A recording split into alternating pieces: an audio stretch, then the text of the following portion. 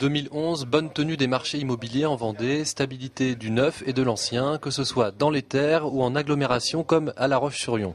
Là, on est plus dans le marché du principal, donc en conséquence, l'aspect fiscal a une importance beaucoup moindre.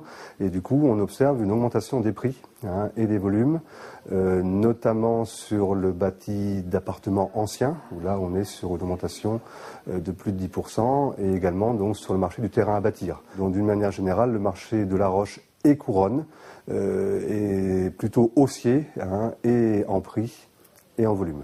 À l'intérieur des terres, les prix se sont maintenus en 2011 pour les terrains à bâtir, avec parfois pour les ménages quelques difficultés liées au financement. Du côté du neuf, on anticipe la dépendance. La peur, tout simplement, d'avoir une maison à étage. Donc, ils pensent que plus tard, ils vendront leur maison à étage et viendront peut-être dans le centre des Herbiers habiter leurs appartements qu'ils ont achetés cette année. Sur le littoral, une forte activité du marché avec une augmentation des ventes des terrains à bâtir et une baisse des prix des maisons individuelles.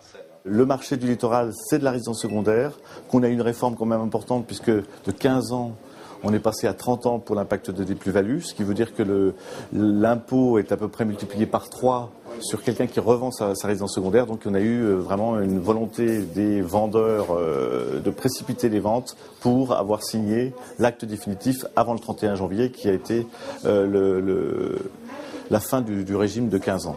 Globalement, pour le marché immobilier vendéen, 2011 est une bonne année avec un rapport qualité-prix attractif.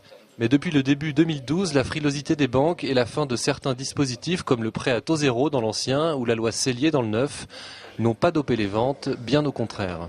A priori, on a quand même, bien évidemment, notamment sur l'achat du neuf, en investissement locatif, un retrait important du nombre de transactions, probablement lié effectivement à ces retraits d'avantages fiscaux. À cela s'ajoute la période préélectorale des présidentielles. Bref, pour 2012, les pronostics ne sont pour le moment pas très bons.